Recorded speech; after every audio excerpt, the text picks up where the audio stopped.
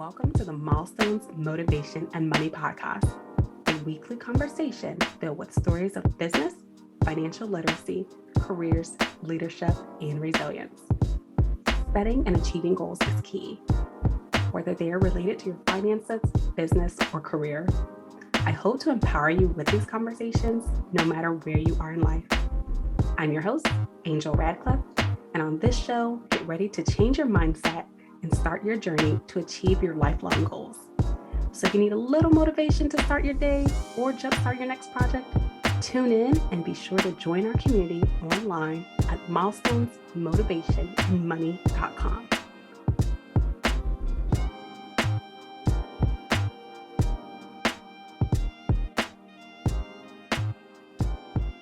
Kevin, welcome to the show. Thanks, Angel. I appreciate the time here. I'm looking forward to it.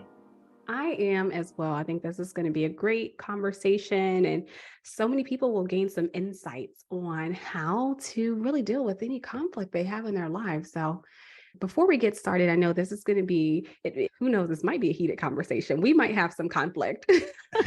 But before we get started, I want my listeners to really understand who you are and what you do.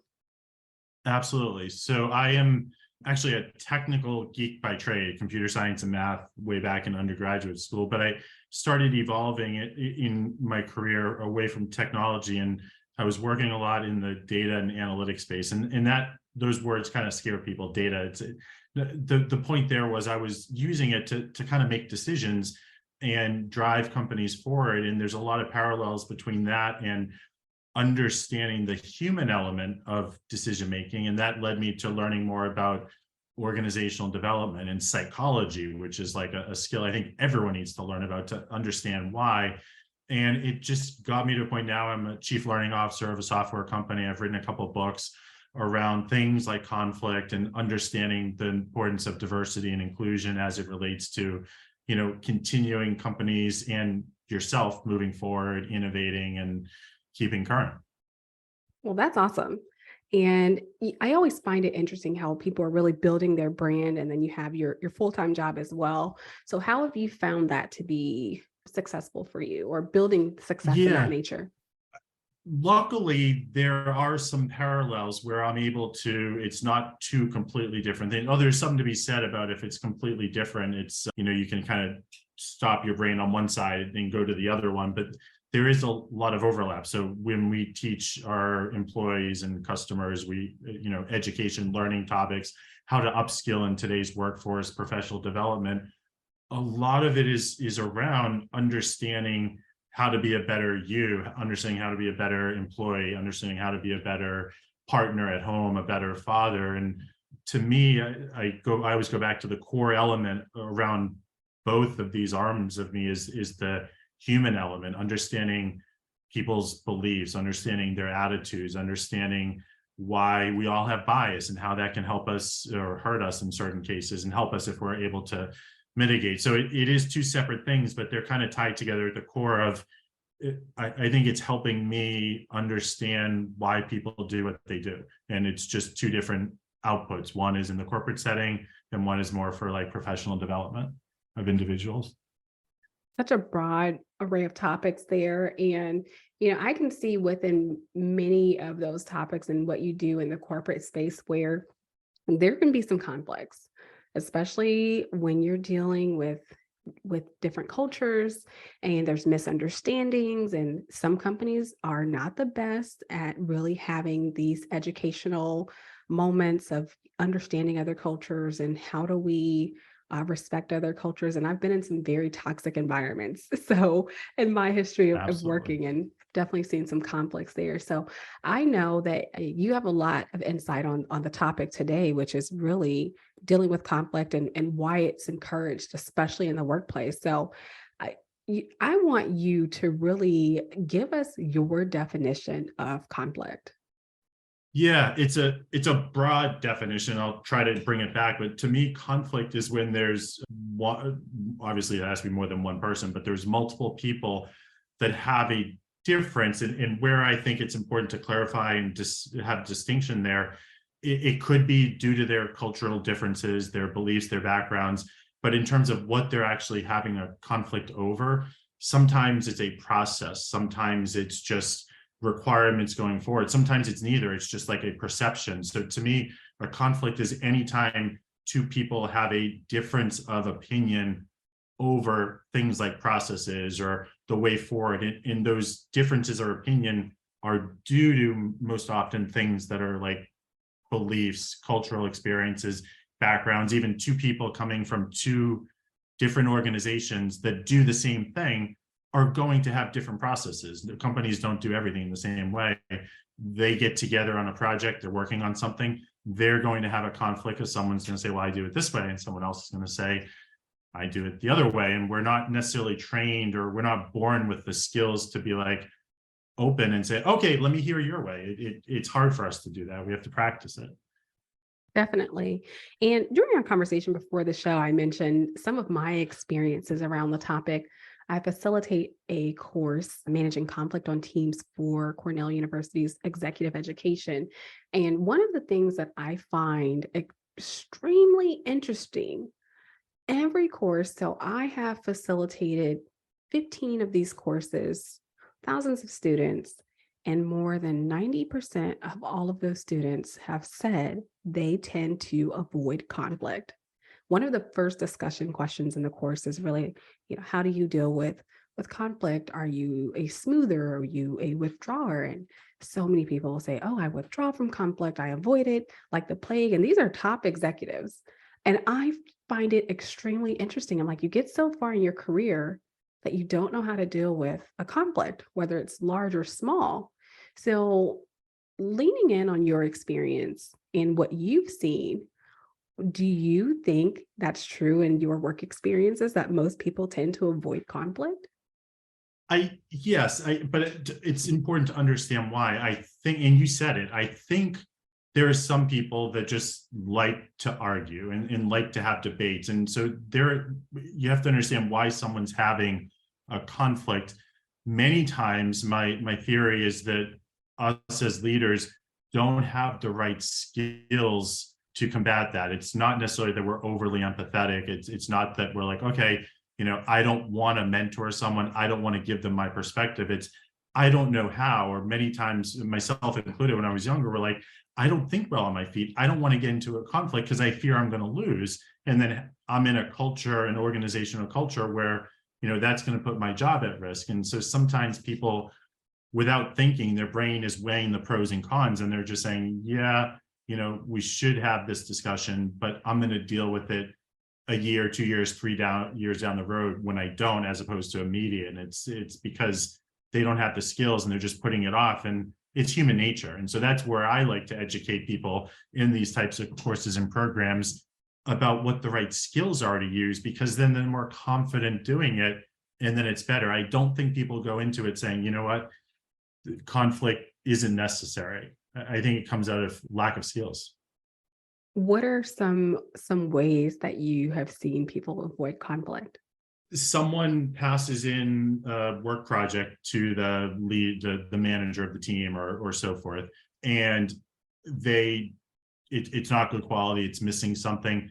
I find a lot of times people can give constructive feedback, but they don't give the feedback where the taker, it's a complete miss of a process. Like you can say, okay, you did a great job here, the feedback sandwich, you could improve on this area, and then you did a great job here. If it's something that's going to be a quote unquote difficult conversation, I've seen it happen that way. And then the failure there is then the employee never learns that they did it wrong. They continue doing it that way, and they're not improving. And us as leaders, that's one of our primary jobs, is to grow our team and mentor and coach them. But I've also seen it in different situations where I mentioned I work for a software company. From the data side, many times there's conflict where there's a problem, there's a decision to be made, and people are in a room and they're discussing and they have differences of opinions. There's a type of bias called a groupthink, where it says, okay, you have a difference of opinion, but your boss says one thing and maybe everyone else in the room says something else, and you start having doubt. Well, maybe I'm wrong, or I'm right, but you know what? I don't want to rock the boat. I'm just going to give in on this one. And there's been studies where those can be very small decisions, but those can be life or death, political decisions, economic decisions. And in that case, the conflict isn't the manager not wanting to tell the individual contributor, you could have done this better or that better. It's, you don't want to rock the boat. You don't want to come off as the attention on you as, okay, now I have to defend myself. It's again, both of those situations, those spectrums from one end to the other, a lot of times it comes down to the human component, the psyche, the brain, and not having the skills or the comfort level to do that. A big component we could talk about in organizations is when we do postmortems, a lot of times we'll hear, well, my culture doesn't support it, my organizational culture, not my personal culture, but we have a hierarchical command and control. I'm not supposed to challenge my boss. I'm supposed to just do this. And they fear if they start challenging things, then it's seen as a negative. So I think a lot of that can be done at the individual level by giving them a few new skills, but it can also be done by educating at the organization level, that the organization needs to say, we embrace productive conflict, we embrace difficult conversations, and then practice what they preach and actually allow it to happen, as opposed to suppressing it, which I think happens from time to time. People say they want to be open and inclusive and have a productive conflict environment, but I'm not sure if all the leaders are on board on that yet. Those are great points, Kevin. And one of the things that I want to say there is I personally feel like conflict avoidance is people-pleasing behavior. And I know, being in the work environment or a professional environment, we don't want to step on someone's toes, especially if you're young and you're new. I remember coming out of college and my first job, like you never want to challenge anyone because you're like, wait, I need my job. But you're always scared you're going to get fired for something. And so you're like, wait, I don't, you don't understand that you do have a voice and you can say things without it really being aggressive or overly aggressive, I'll say. But I always tell my mentees now, like, you don't want to be a people pleaser. Make sure you voice your opinion, because I feel like when you don't speak up, you're just giving in to someone else's wants. You're not necessarily letting people know how you actually feel about an issue. And what I've seen is people will walk through the workplace, they'll give someone the silent treatment, or they will say, okay, sure. And they want to be seen as the nice person at work. And I'm always against that. And I think there's several companies out in the world who are also against that way of thinking.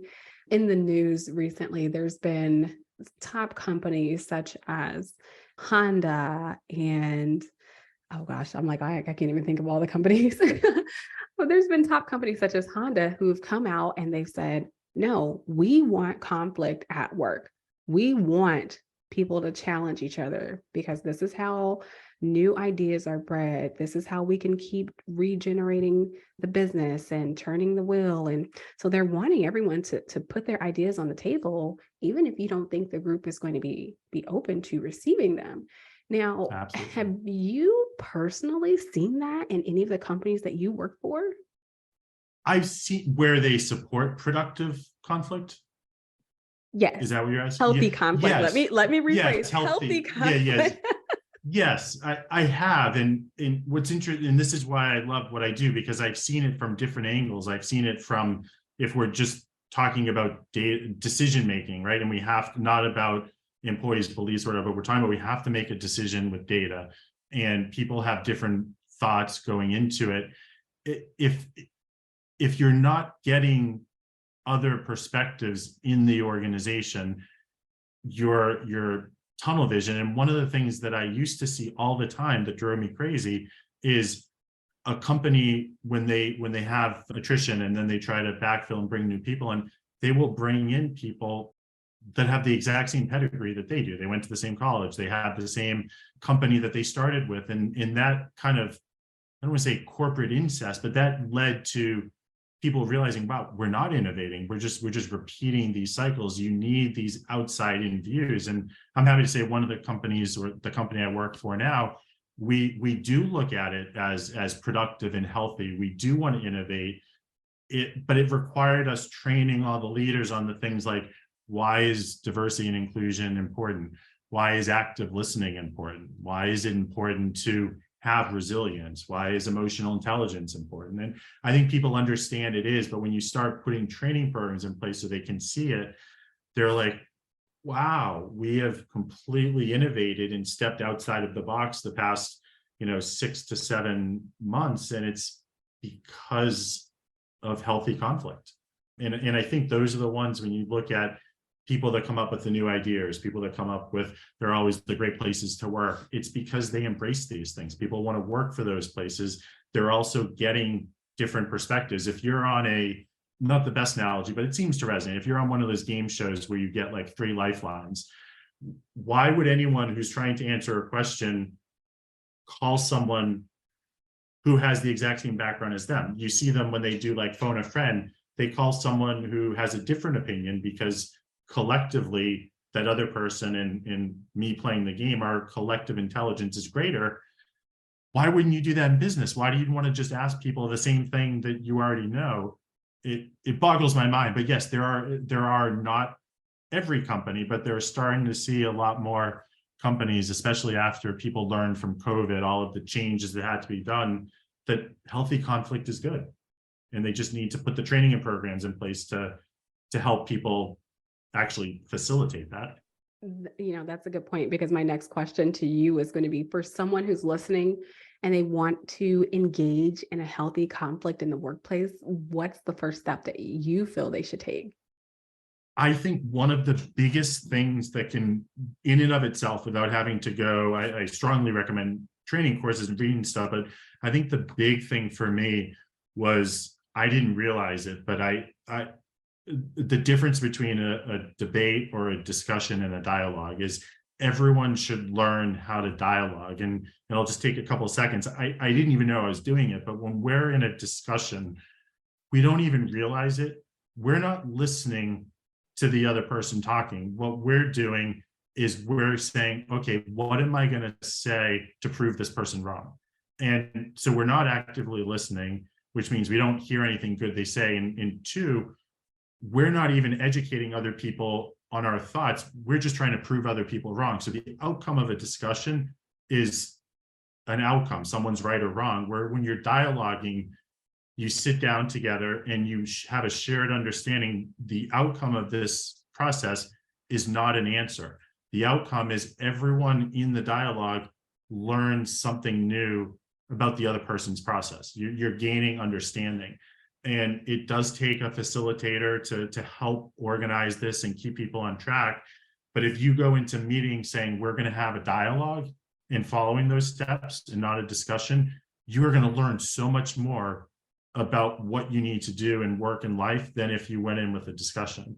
So that's my number one thing is dialogue. And for those people listening and they haven't done one before, think about if you're a parent and you have kids and you get a call from school and the principal says, your kid did something stupid and blah, blah, blah.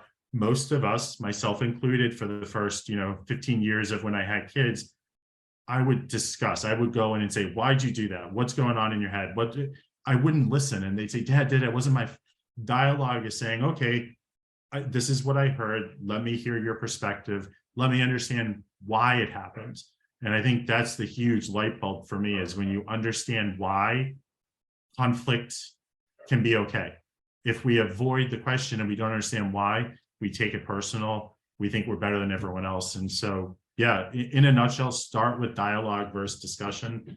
I think just a second behind that is learn a little bit more about how to actually listen. And there's lots of studies out there where you can have someone be focused on what someone's saying, and they're not actually comprehending what they're saying. They're not listening. And I think part of that is we don't really learn it as a skill. My kids spend so much time reading and writing, they don't take listening courses. So doing a dialogue versus discussion, proactively practicing how to actually listen for understanding and comprehension are going to help the listeners, in my mind, go a long way.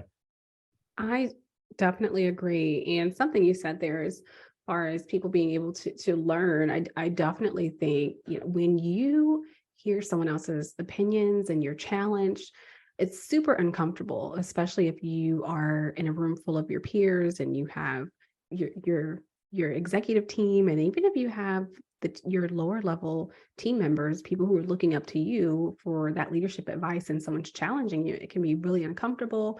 You can feel as though your credibility is being challenged, and someone maybe is saying that you're not as credible as you think you are. But, it's an opportunity to learn and grow, because I always say there's more than one way to achieve a goal. And sometimes people have tunnel vision and they want to do it their way. But Yep. and I love what you said about having that open dialogue, the way that you present your conflict, as long as you're not in someone's face yelling and aggressive. And I think it comes off Absolutely. Yes. so differently just with your tone of voice, because I've definitely been a part of teams where someone, they can really have the best intent, but their tone was off, and I'm like, what is happening here? You said it great. Is they usually, people don't realize this, when you step back, both people have the best intentions usually. And that's why it's a productive conflict, is it's not someone who's just trying to be mean. It's either because that's what they thought was true, that was their belief. And so, to your point, it's an opportunity to learn and grow. Right. And I love it. And I love how there's so many companies that are really having these open dialogues and really using it as a catalyst for corporate success. Now, I want to get into some of your last thoughts before we get into a fun game. I want to play around conflict. But any other thoughts that you have or suggestions for those listening? Maybe someone who's in HR, maybe someone who's in management, on really, other than that training and having their employees having this dialogue, any other advice you can give around this topic? I think a lot of it can be improved at organizations when there's a top-down approach. You learn from your leaders that not knowing everything is okay. Like you said, you want to show like you know things. And if I watch someone on the news and they pretend to be a know-it-all, there is no one in the world that knows everything. I mean, it's impossible. I lose trust. Where I like to find people is people that have expertise, but they have the, what I'll call the intellectual humility to say, okay, I don't know this, and that's okay, and I'll learn from it. And so I think organizations need to teach that. But historically, going all the way back to the 50s, 60s, 70s up till now, most of our organizational cultures have been very hierarchical. They've been very top down. Even my kids now, when they go to school, they're like, Dad, I can't talk back. The teacher's going to think I'm talking back. It's a negative. I'm like, we used to ask questions all the time, and then you can't do it in school because you think you're trying to, show up the teacher, which you're not, and you don't really ask it when you're new in a company. A lot of that is not changing the individual who has those feelings. It's changing the organization so that they feel safer to do it. And I think that's a key message for HR, is adopt the safe space that challenging is okay. Saying you don't know everything is okay. Saying if you actually made a mistake, as long as you learn from it and fix it, it's okay. And I don't think people are vulnerable enough in leadership to do that and say that, but I wish they were. I love that. And that's definitely something that I've taken with me along my leadership journey, is really being transparent and letting people know, things are not always, as bright as they seem. People Yes, do make mistakes, and you have to own it, and you'll be respected more if you do. absolutely. Kevin, I want to get into a little game. So it's an exercise I use with my executive students, and it's called smooth or withdraw. So we just talked about, how you can have that healthy conflict in the workplace.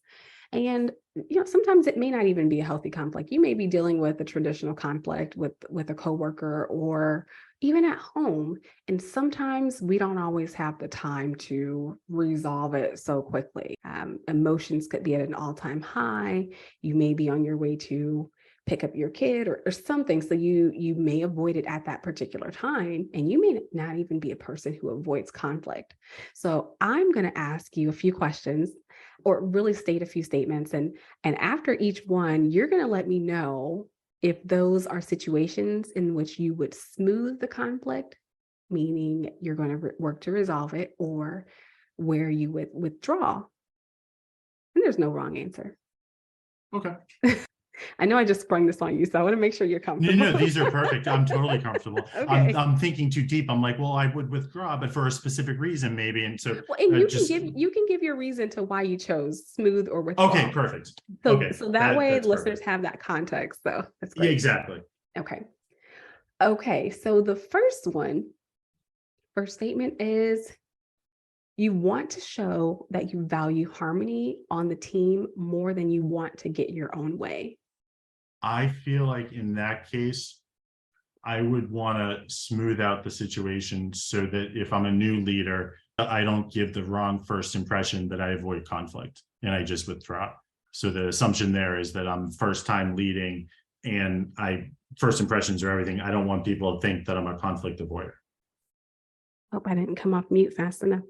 So the next one is, I'm looking, I'm like, which one should I pick? Okay. Which one? All right. You will not remain upset about this issue no matter what the outcome is. Oh, that's a tough one because I guess it depends what the outcome is. I would clarify it on my own as if the outcome was something that was adjustable in the short term, like not obviously not a life or death situation, I would withdraw. Okay. And then the next one, you need to gather more facts and hear all sides to the story. I would withdraw in that case because to me, if I don't necessarily feel like I will ever have all of the facts, but if I don't even have enough to look at a different approach, then to me, I don't want to jump into it over my head and not know what I don't know and drive it wrong. I would withdraw in that case. Okay. And here's the last one. The issues and complaints being discussed are minor and the stakes are low. I find like if I sound like I'm a withdrawer a lot, but in that case, if they are minor and I've already established myself as a leader, and let's say that the people in the conflict are not necessarily the actual stakeholder, but they're somewhere in the middle, I would withdraw in that case. Awesome. I love it. Thank you for playing along. I think that would really give some context to some different situations to anyone who's listening. And I would also urge listeners to send some questions into the show, reach out to myself, reach out to Kevin with any other scenarios you have around conflict. Simple as that. So I have definitely enjoyed the tips that you shared on the show today. And I hope the listeners are able to gather some unique ideas around conflict and healthy conflict, especially in the professional environment. Did you have any last words for listeners today? I know everyone, myself included, are conflict avoiders. If you really have a growth mindset and you really want to evolve and learn and understand why, start having those conversations and you'll realize they're really not as difficult as we think they are. Awesome. Well, appreciate you being on the show, and anyone who wants to reach out to Kevin, links will be in the show bio. And I hope that you tune into the next episode. I hope you've enjoyed the show. Be sure to leave us a review and let us know any ideas you have for a future show topic. And if you really want to show us some love, share this episode with a friend and be sure to join our community online, milestonesmotivationandmoney.com. You can also follow us on Instagram at Milestones Motivation and Money. Tune in next time.